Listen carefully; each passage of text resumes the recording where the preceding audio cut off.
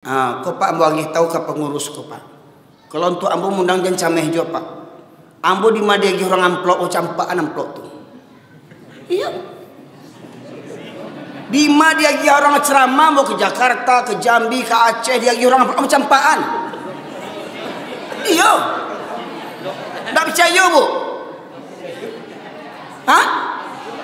Tu yo diambil isinya dulu.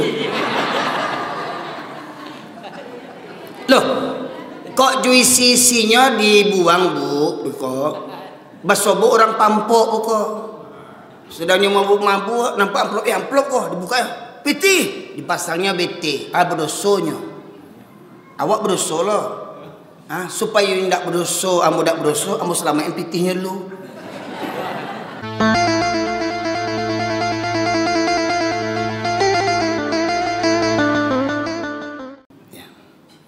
Bapak sekalian mati Allah. Jadi kata Allah tadi, kalau kami menghendaki kami tinggikan derajatnya dengan ayat-ayat itu, tetapi dia cenderung kepada dunia dan mengikuti nafsunya rendah, maka perumpamanya seperti anjing, kata Allah.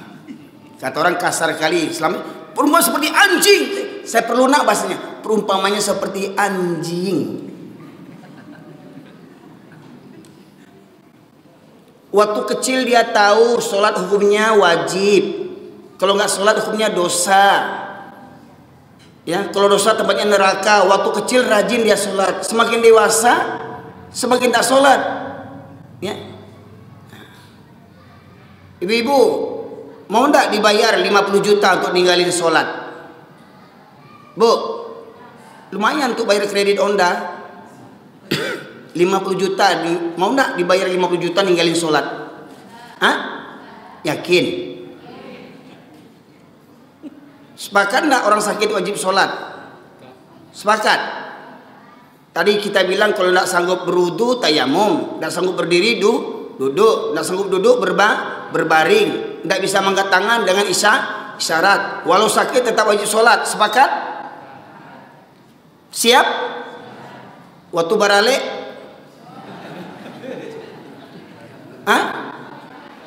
Berapa banyak yang mengaku orang Islam, yang mengaku orang Minang? Berapa banyak yang sholat waktu barale? Kok ada yang sholat lagi barasiah, gencunya tuh di barasihan? Bau duanya.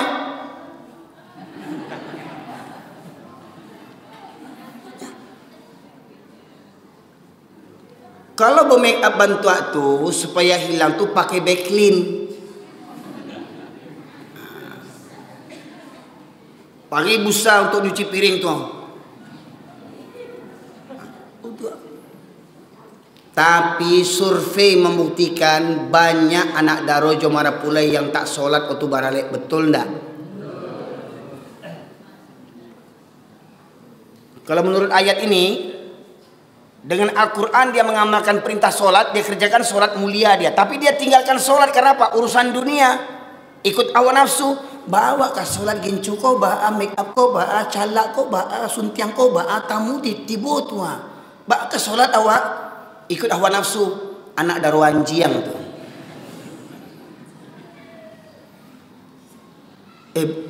Kasabu? Ini ada wanjiang si koko. Walau syi'na larafa'na biha walakinna akhlada ilal arwattaba'a hawa'ah famathaluhu kamathalil kalbi. Kalbi itu artinya anjing. Yang awak orang Minang tahu petata petitih, aduh kata mendaki atau kata menurun, aduh nenek mama alim ulama yang sopan mengecek jangan sabui anjing yang wow. Boleh habis itu Pak dirubah kata anjing menjadi wawaw. Famathaluhu kamathali wawaw.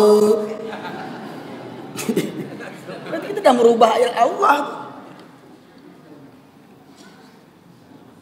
Ada jamaah di Bukit Tinggi yang bersuruh baca terjemahan kok Pak.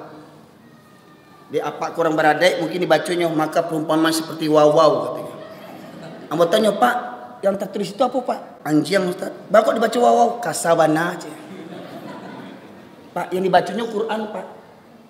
Kata anjiang dari firman Allah tuh ditukarnya menjadi wawaw dengan alasan apa? Kasabana kata anjiang kok.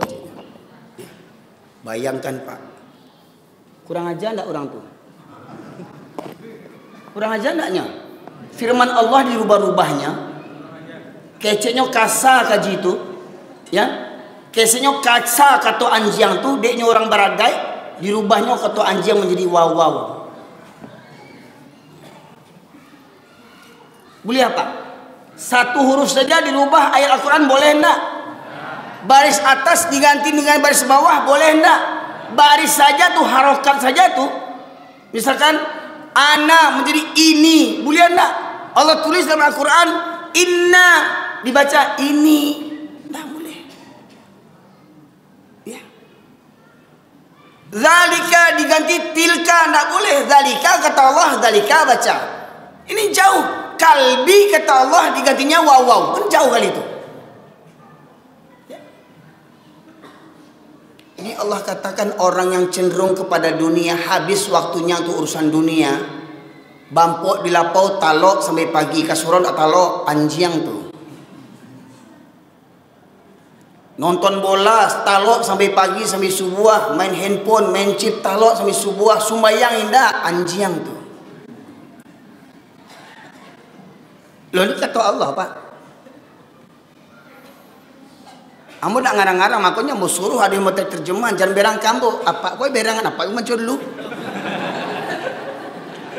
Ambo sudah kau pulang, Pak. Ambo apa tinggal siko? Hati-hati loh, Pak.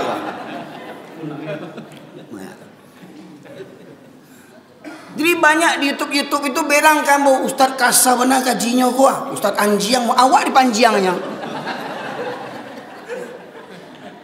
Ambo Pak, kalau orang sadunia kau mempanjiang ambo dah akan iboge hati ambo dah. Orang sadunia kau menyebut saya anjing, enggak akan ibah hati saya. Tapi jangan sampai Allah yang menyebut saya anjing. Apa guna orang dunia menyanjung-nyanjung kita, Ustaz? Di mata Allah, Allah anjiang kata Allah. Enggak guna. Maka ada betulnya juga kasidahan dulu itu. Janganlah mau disanjung-sanjung, engkau digelar manusia agung. Tenenononen. Jadi kita dibangga dengan sanjungan. Wah. Ya. Ustaz datang dipayungi, ya, disambut dengan tambu tasah, tumputak, tumplak, tumputak, tumplak,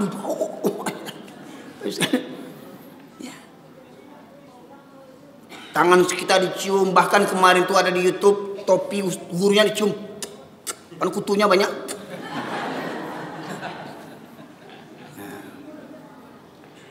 Bahkan waktu saya di Malaysia, Pak, ada aliran di Malaysia itu, bekas basuhan kaki gurunya tuh diminumnya itu, ya. Baik sekalian, saking begitunya hulunya berlebihan menyanjung orang-orang yang soleh. Orang soleh itu Pak tidak perlu disanjung, Pak, ilmunya diamalkan. Itu yang utama. Apa gunanya kita pajang-pajang fotonya, foto Tuanku Salihah awak pajang di rumah makan, sembahyang indah, kepunduang. Ya. Jadi nasi kabur. Ya. Jadi kata Allah tadi, orang yang habis waktunya untuk urusan dunia, ya, mengikuti hawa nafsunya, maka perumpamannya seperti anjing kata Allah. Pak Ibu sekalian, mencari nafkah itu wajib enggak? Ibadah tidak? Tetapi kalau kita cuma mencari nafkah, sholat tidak, ya, sia-sia ibadah yang kita lakukan. Ini sebenarnya ayat ini, Pak, silahkan lihat tafsirnya. Ini ditujukan kepada para alim ulama ini sebenarnya nih. Asbabun nuzulnya menceritakan tentang kisah Bal'am bin Ba'urah, seorang ulama, ya, yang doanya itu mustajab. Namun karena diberikan iming-iming janji-janji dunia, untuk tidak menyampaikan agama dengan sebenarnya, hingga akhirnya dia tidak menyampaikan Al-Quran dengan sebenar-benarnya. Demi apa? Demi pangkat dan jabatan. Betapa banyak ulama-ulama anjing sekarang bantu itu, Pak. Ada ulama mengatakan, ya, mengucapkan selamat Natal itu boleh. Itu ulama anjing namanya itu. Ya. Dulu sebelum jadi pejabat dia katakan haram, sekarang jadi pejabat dia katakan boleh. Ulama anjing. Ya. Bapak Ibu sekalian. Nih. Kata anjing ini ditujukan kepada ahli-ahli agama. Ya. Kemudian bagaimana dengan orang-orang awam? Allah tegaskan dalam surat Al-A'raf 179. Tolong dibaca Ustaz terjemahannya. 179 yang artinya surat Al-A'raf. Ya. Dan sungguh akan kami isi neraka jahanam banyak dari kalangan jin dan manusia. Mereka memiliki hati tetapi tidak dipergunakannya untuk memahami ayat-ayat Allah. Mereka memiliki mata tetapi tidak dipergunakannya untuk melihat tanda-tanda kekuasaan Allah. Dan mereka mempunyai telinga tetapi tidak dipergunakannya untuk mendengarkan ayat-ayat Allah. Mereka seperti hewan ternak, bahkan lebih sesat lagi. Mereka itulah orang-orang yang lengah. Yaitu وَلَقَدْ ذَرَأْنَا لِجَهَنَّمَ كَثِيرًا مِنَ الْجِنِّ وَالْإِنسِ لهم قلوب لا يفقهون بها ولهم أعين لا يبصرون بها ولهم آذان لا يسمعون بها أولئك كالأنعام بل هم أضل أولئك هم الغافلون. Dan sungguh akan kami penuhkan neraka jahanam banyak dari kalangan jin dan manusia. Mereka yang memiliki hati tetapi tidak ada takut kepada Allah. Mereka memiliki hati tidak namuah, tidak mau merenungkan ayat-ayat Allah. Mereka punya mata tidak digunakan melihat tanda-tanda kekuasaan Allah. Gempa bumi, tsunami, longsor, banjir, galodo, gunung Merapi, Malatui, pembunuhan di mana-mana merajalela, pergantian siang dan malam, itu ayat-ayat Allah. Adakah kita mengambil pelajaran daripada itu? Gempa bumi, tsunami di Aceh, hancur negeri orang, apa yang tinggal? Masjid. Ada nggak ambil pelajaran daripada itu? Gempa bumi di Padang Pariaman tahun 2009. Orang pantai Cameh karena tsunami naik ke gunung, ke bukit, ke Padang Alai. Gunung Tigo runtuh gunung tu. Kini jadi kuburan massal kampung di Patamuan tu, Padang Pariaman, dekat Kampung Ambo. Jadi kuburan massal 3 desa dibenam sama Allah tu. Ya. Sekitar 10 hari setelah gempa saya datang ke tempat lokasi itu, berdiri saya di atas tumpukan tanah-tanah itu, nampak atap-atap rumah orang, merinding Pak Ibu sekalian. Jadi kuburan massal, tidak bisa dicari lagi mayatnya. Sampai hari ini jadi kampung hantu sekarang. Galodo di Padang di Agam, ya, Bukit Batabuah, Tanah Datar, Padang Panjang, ya, Koto Baru, Koto Tuo, Galodo, hancur rumah orang, surau tetap tagak. Ada ndak awak mengambil pelajaran daripada itu? Punya mata, ndak mau ambil pelajaran. Walahum adhanul la yasma'una biha. Mereka yang punya telinga tetapi tidak digunakan untuk mendengarkan ayat-ayat Allah. Apa ayat Allah itu? Azan itu ayat Allah. Allah memanggil, Allahu Akbar, Allah Maha Besar. Tidak ada yang lebih besar daripada Allah. Ketika Allah memanggil kita, Allahu Akbar, maka urusan yang paling besar adalah urusan menyahut seruan Allah Subhanahu wa Ta'ala. Seumpama presiden manggil kita, berbenturan dengan seruan azan, mana yang mau kita datangi dulu? Panggilan presiden atau panggilan Allah? Faktanya lebih dulu dipanggilkan presiden yang didatangi daripada Allah. hayya 'alas salam, as-salatu khairum minan naum. Salat lebih baik daripada tidur. Berapa banyak orang Islam yang tahu salat lebih baik daripada tidur? Ya, kenyataannya gimana? Waktu subuh lebih banyak yang tidur atau yang salat? Nah, orang yang begini punya hati tidak ada takut kepada Allah, punya mata tidak melihat tanda-tanda kebesaran Allah, punya telinga tidak mendengarkan ayat-ayat Allah. Ulaika kal an'am, mereka seperti binatang ternak, balhum adal, bahkan lebih sesat lagi kata Allah. Jadi kalau ada orang Minang tidak namuh mendengar kaji, tidak namuh mendengar ceramah, tidak namuh belajar baca Quran, atau binatang tuh. Jadi tidak ada ceritanya orang Minang tak pandai baca Quran. Semestinya orang Minang santiang baca Quran. Sebab adai bahasa di Sarak, Sarak bahasa di Kitabullah. Kitabullah itu Al-Quran. Jadi semestinya orang Minangkabau sebelum bicara adat harus bicara Al-Quran dulu. Kupas Al-Quran, baca Al-Quran, pahami Al-Quran. Orang yang paham Al-Quran pasti beradat. Orang yang beradat belum tentu paham Al-Quran. Ibarat gedung ini Pak Ibu sekalian, atap umpama adat,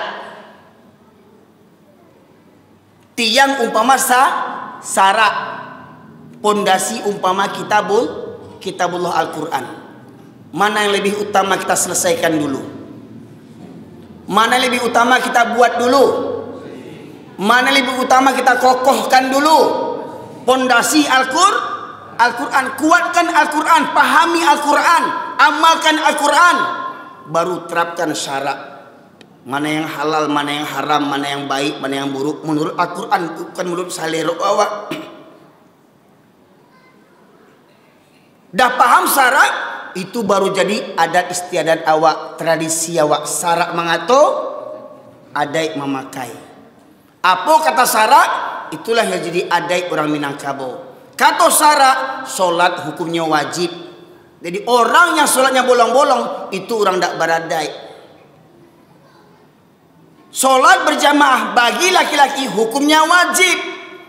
Jadi kalau ada nenek mama alim ulama cerdik pandai malas solat berjamaah, itu nenek mama tak beradai.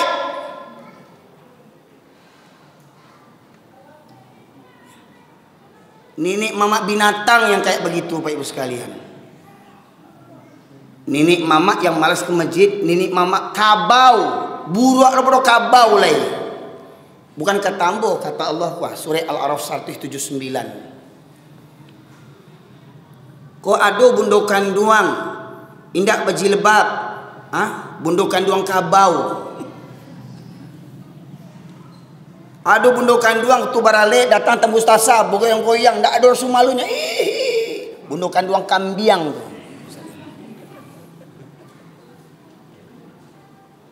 Termasuk yang kemarin lagi viral di Bukit Tinggi itu kemarin tuh di jam gadang bajoget-joget 3 ekor makhluk Allah. 2 batinau, seorang jantan bajoget-joget lagu Minang, manyong-nyong-yang. Masya Allah. Itulah bentuk binatang yang kesurupan dari itu Pak Ibu sekalian. Ya. Enggak ada rasa malu. Coba ke Batang tuh di Padang. Nenek-nenek ketangkap main remi. Baju di nenek-nenek, astagfirullahalazim. 5-6 orang nenek-nenek lah bauban lah keripui lah kemati. Pakai you can see lo tu, nak keripui. Ya Allah, nek. Main remi sampai polisi datang menangkap mengajar dia apa? Ya. Ambo rutin mengisi pengajian dekat-dekat kampung tu Pak Ibu sekalian. Ada jamaah menyebutkan, Ustaz, RT di situ tuh kawan saya Ustaz. Nenek-nenek itu Ustaz udah sendiri kasih tahu, diingatkan, nggak mau tahu nenek-nenek itu karengkang jo. Akhirnya apa? Dilaporkan ke polisi. Nggak tanggung lah nenek-nenek mada yo kironyo tuh. Tuh nenek-nenek acok makan basi tuh, basi pakak, basi turiak, basi mada, basi bana. Lah jadi nenek-nenek lah kamati bon tanah karipui. Baju di main remi, Allah Akbar. Bukannya kasurau menengah kaji. Terus sekalian. Semestinya kalau orang Minang baradai, panuah musaji kok dek laki-laki orang yang baradai Pak Ibu sekalian. Panuah musaji kok di kampung kok banyak orang Minang. Ya. Panuah musaji kok dek orang yang baradai sebab syarat mengatur ada memakai wajib sholat berjamaah bagi para laki-laki. Di masa Rasulullah ada seorang sahabat namanya Abdullah bin Umi Maktum. Menghadap Rasulullah dia berkata, "Ya Rasulullah, engkau tahu aku ini orang tua yang buta. Tua, buta. Aku tinggal sebatang kara. Rumahku jauh dari masjid. Jalan berliku-liku. Banyak binatang berbisa. Jadi 6 kendalanya, 6 kesulitannya, 6 halangannya. Buta, tua, rumah, hidup sebatang kara, rumah jauh, jalan berliku-liku, banyak binatang berbisa. Menghadap ke Rasulullah, "Ya Rasulullah, dengan keadaanku ini bolehkah aku sholat di rumahku?" Apa kata Rasulullah? "Apakah engkau mendengar surah azan?" "Dengar ya Rasulullah." "Maka tidak ada keringanan bagimu untuk sholat di rumahmu." Orang tua buta tidak dapat keringanan sholat di rumah. Hei tetangga masjid yang malas ke masjid, apamu yang buta? Rumah dekat dengan masjid, bertetangga dengan masjid, berkumandang azan bersaut-sautan, tinggal pilih mau sholat di mana. Motor kredit 3, mobil kredit 5, belum lunas-lunas, hutang riba. Ya, pergi jalan-jalan bisa. Kenapa tidak pakai Honda motor itu ke masjid? Silakan pergi. Oh, kata hadis Nabi, kalau semakin banyak melangkah semakin banyak pahala. Rumah saya depan masjid, pendek kali pahala saya. Saya mau buat musuh balik mana? Ke Pasir Pangarayan. Sholat subuh sampai sana zuhur.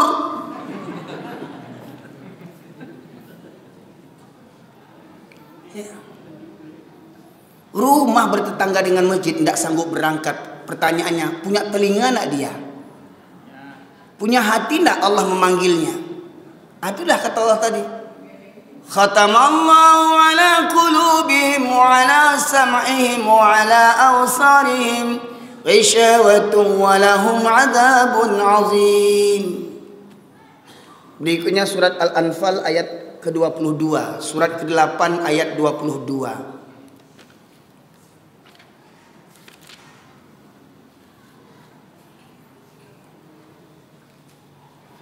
Surat ke-8 Al-Anfal ayat 22. Ya. Yang artinya, sesungguhnya makhluk yang bergerak, yang bernyawa, yang paling buruk dalam pandangan Allah ialah mereka yang tuli, yang bisu, tidak mendengar dan memahami kebenaran, yaitu orang-orang yang tidak mengerti. Makhluk bergerak dan bernyawa, Pak Ibu sekalian, makhluk bergerak bernyawa itu apa aja? Pohon bisa bergerak enggak jalan-jalan? Hah? Berarti dia bukan makhluk yang bergerak. Bernyawa tidak? Bernyawa. Binatang bisa bergerak enggak? Bisa berjalan enggak? Bisa. Bernyawa tidak? Manusia bisa bergerak tidak? Bernyawa tidak? Nah, kalau dalam bahasa yang lain, Bapak Ibu sekalian, ad-dawwabun itu maknanya binatang melata. Ya.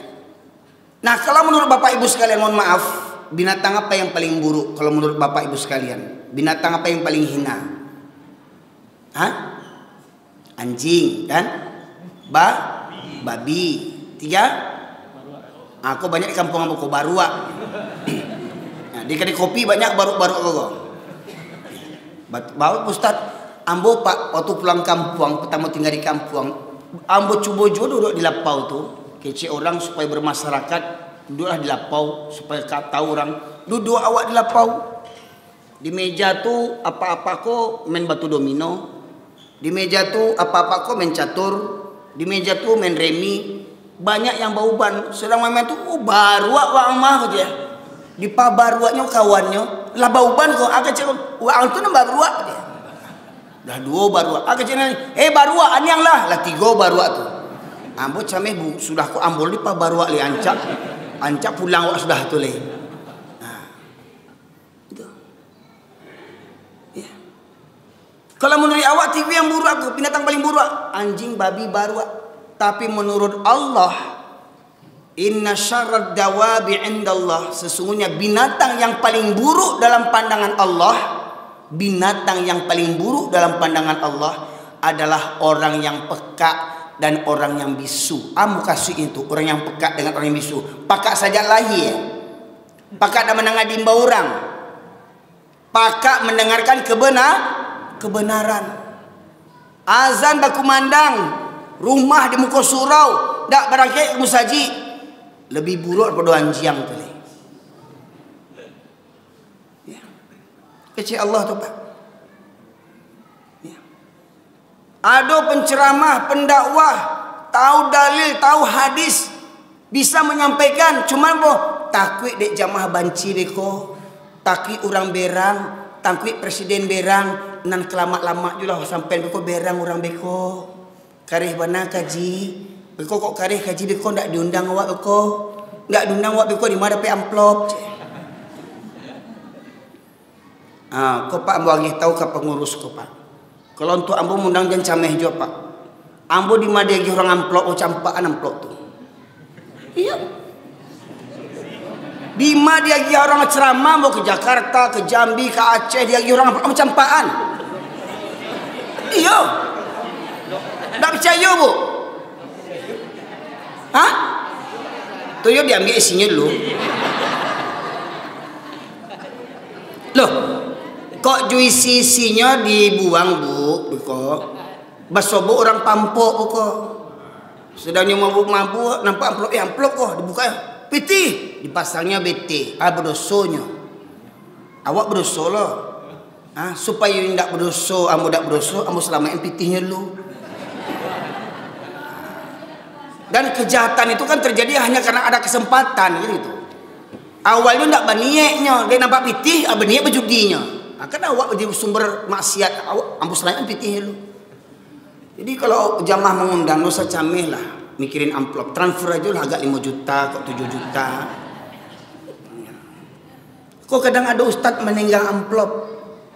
Iko karih bana beko tasingguang orang beko ndak diundang awak beli aja. Ya. Akhirnya kebenaran disembunyikannya. Ya, itulah yang kata Allah menjual ayat-ayat Allah dengan harga yang sangat murah. Benar katakan benar, salah katakan salah. Qulil haqqa walau kana murron. Katakan yang benar walaupun pahit rasanya. Nabi Ibrahim berdakwah benar nak?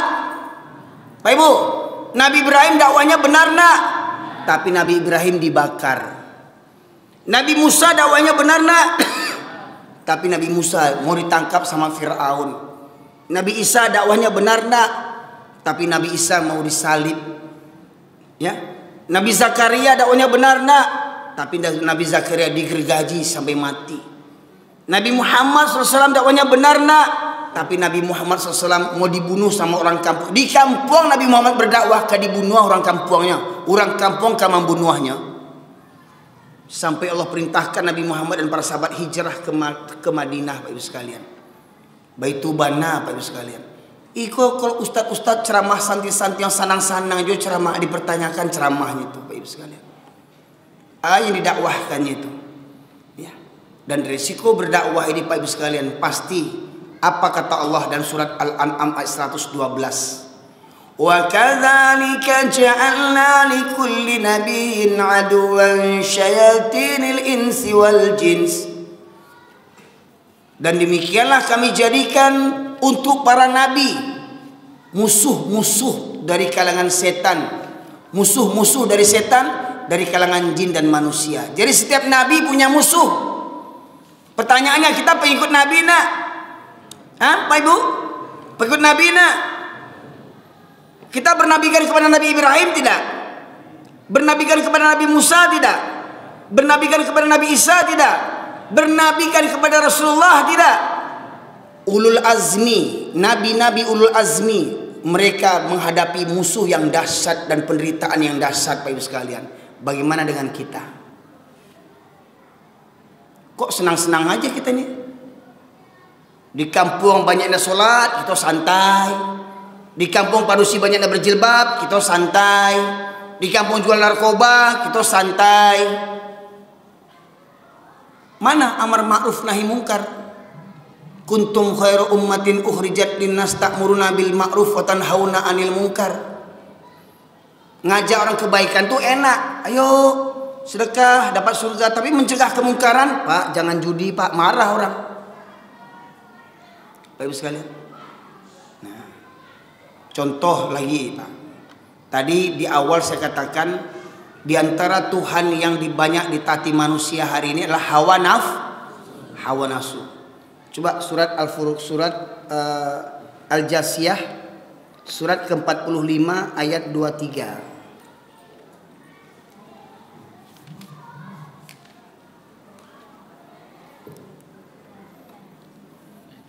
Ya.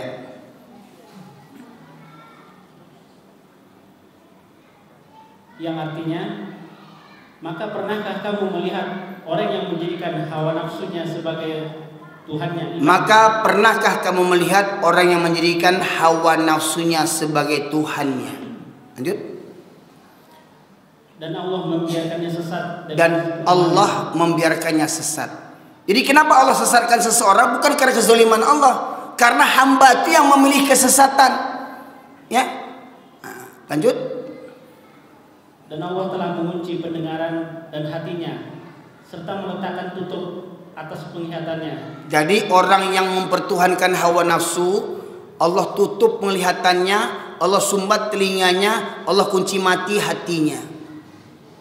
Jelas? Maka siapakah yang mampu memberi petunjuk setelah Allah membiarkannya sesat? Nah, siapa yang dapat memberikan petunjuk setelah Allah membiarkannya sesat? Allah kunci mati hatinya, Pak Ibu sekalian. Ya, pertanyaannya, Pak, terutama bapak-bapak nih, bertuhankan kepada Allah atau kepada hawa nafsu? Ya, tadi saya tanya tadi, sholat hukumnya wajib tidak? Sholat berjamaah hukumnya wajib tidak? Saya tanya lagi, Pak, merokok itu ada manfaatnya enggak? Merokok,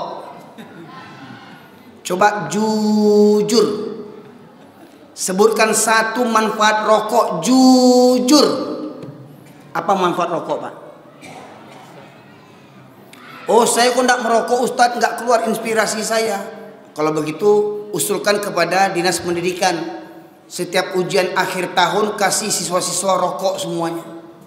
Ya. Jadi kalau dia ujian tuh kan, nggak terpikir dia,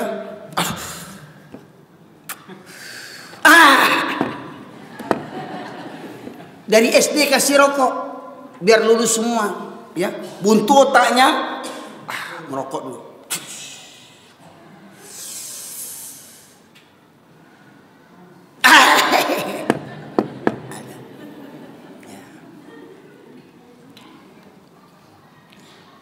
Coba jujur, yang banyak dibawa orang ke WC, roti, permen, teh talua, atau rokok? Kenapa ke orang bawa rokok ke WC? Kenapa? Karena sama najisnya. Rokok itu sama dengan Alhamdulillah di masjid ini nggak ada yang merokok.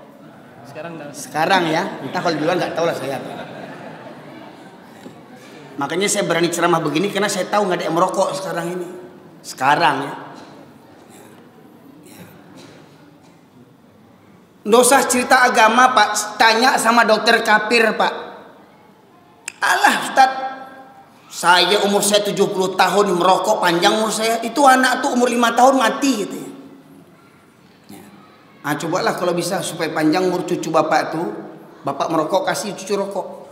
Wah, ini nak dia panjang umur macam kakek. Mohon maaf, Pak ya. Mohon maaf, Pak. Ya. Coba masuk akal enggak? Kita bakar, asapnya kita sedot, dan bahkan nikotin itu, kapasnya tuh setelah diteliti banyak unsur-unsur babinya, Pak Ibu sekalian. Gimana mau sholat kita diterima oleh Allah sementara kita mengkonsumsi hal yang haram? Pak, betapa zolimnya kita. Lihat, tanya pada dokter-dokter kafir sekalipun, perokok pasif lebih berbahaya daripada perokok aktif. Orang yang nak merokok tetapi menghisap asap rokok itu Pak, lebih besar resikonya daripada yang perokok. Dan penelitian kesehatan, ya, karena rokok beribu orang mati dalam sehari Pak Ibu sekalian.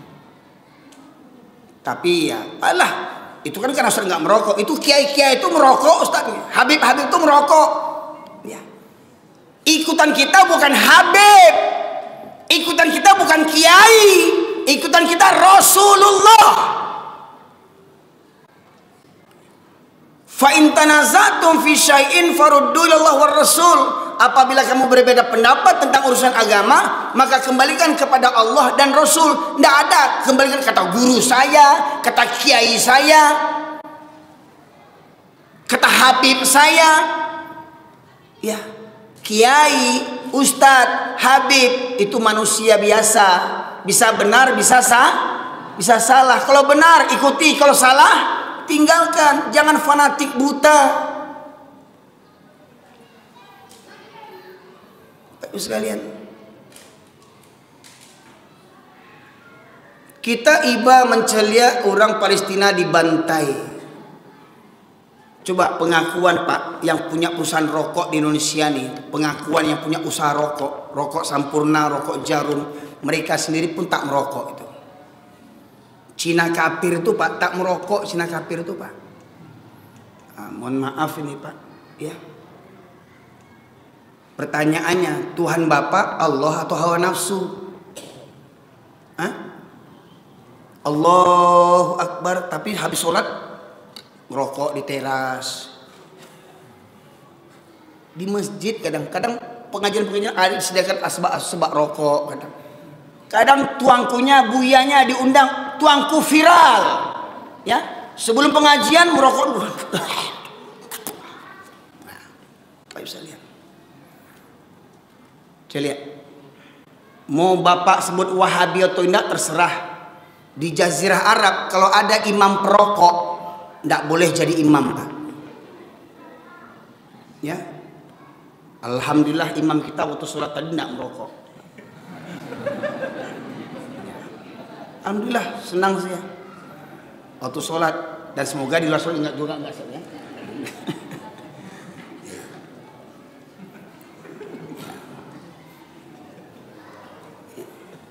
Mohon maaf Pak ya, ini dah mulai panas nih bapak-bapak yang merokok nih kayak ini. Nah, ya, ini kaji Pak yang harus disampaikan Pak Ibu sekalian.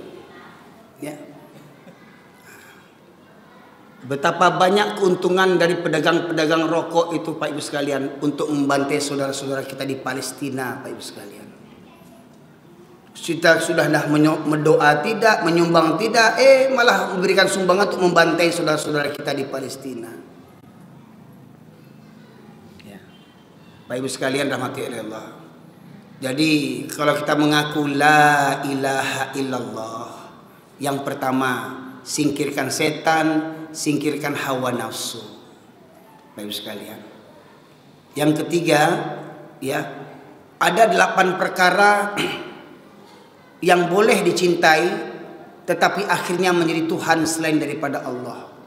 Surat At-Taubah surat ke-9 ayat 24 Allah berfirman, Qul in kana aba'akum wa abna'ukum wa ikhwanukum wa azwajukum wa ashiratukum wa amwalun iktaraftumuha wa tijaratan tahsawna kasadaha wa masakin tardawnaha. Katakanlah jika bapak-bapakmu atau orang tuamu, anak-anakmu, saudara-saudaramu, istri-istrimu atau suamimu, sanak familimu, harta-hartamu, perdagangan, pekerjaan, pangkat-pangkatmu, rumah yang kamu cintai, ahabba ilaikum minallahi wa rasulih wa jihadin fi sabilih, apabila lebih engkau cintai daripada Allah dan Rasulnya serta berjihad di jalannya, maka tunggulah sampai Allah mendatangkan azabnya. 8 perkara tadi ini boleh dicintai, tapi jangan melebihi cinta kita kepada Allah dan Rasul. Siapa mereka? Orang tua, anak, saudara, kakak beradik, istri atau suami, sanak famili, harta kekayaan, pangkat jabatan dan pekerjaan, rumah tempat tinggal. Apabila lebih dicintai, maka 8 perkara ini telah menjadi Tuhan selain daripada Allah Subhanahu wa taala. Maka tunggulah azab Allah. Ya. Terakhir, silakan buka surat Al-Maidah ayat 104. Terakhir. Jam 10 kita selesaikan kajian ini Pak Ibu sekalian.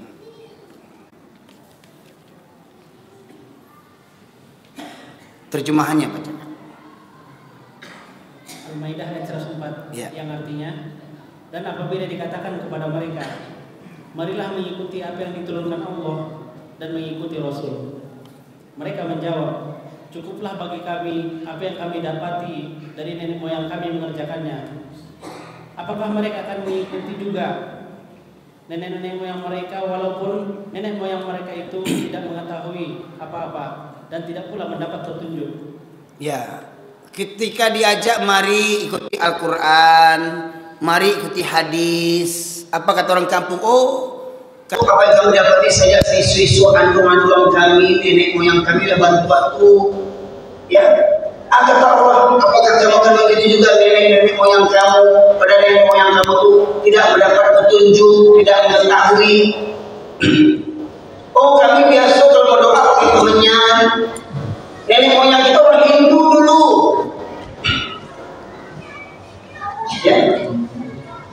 Kami kalau berdoa itu ya, kami sekalian kalau menegak-tegak kudo bangun rumah tidak dihias silakan namanya.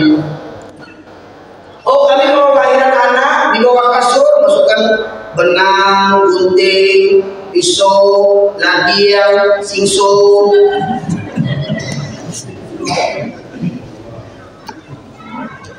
Ya, anak lahir supaya nggak kena palsi, kasih bawang putih, bawang merah, tomat, cabai hijau, cabai merah, dikukus setuju sekali. Kami supaya rumah nggak termasukkan setan, tempel ayat kursi. Nggak takut setan ayat kursi, apa guna tempel kursi? Soalnya nggak umat. Ketawa-ketawa setan.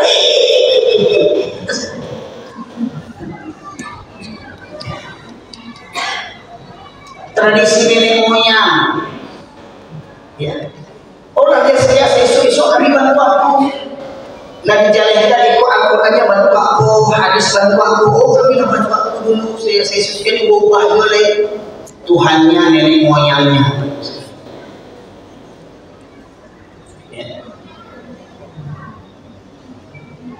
Nah ini Bapak sekalian, di antara Tuhan-Tuhan yang batil selain daripada Allah, baru berapa kita bahas tadi itu. Yang pertama setan, yang kedua hawa nafsu, yang ketiga nenek moyang, dan ternyata banyak lagi Bapak sekalian Tuhan yang batil yang banyak menjadi Tuhan bagi kita orang Islam hari ini Bapak sekalian. Jadi hati-hati ya. Kalau kita nggak benar-benar mencari hidayah, tekun beribadah, belajar Bapak sekalian, maka niscaya amal kita akan sia-sia. Semoga kiranya ilmu agama ini yang kita bahas bersama memberikan manfaat bagi kita semuanya, agar kita kembali meluruskan pemahaman kita, terus belajar sampai akhir hayat kita, sebagaimana pepatah mengatakan, tuntutlah ilmu dari buaya sampai hilang. Tadi disampaikan oleh ustaz kita ya, orang yang cenderung kepada dunia, menggunakan hawa nafsunya rendah, maka perumpamannya seperti anjing. Dan kita sepakati ya, hadis menyebutkan bahwasanya sholat berjamaah hukumnya wajib bagi para laki-laki. Nah, makanya hati-hati nanti. Yang subuh gak datang tadi hati-hati, anjing atau orang.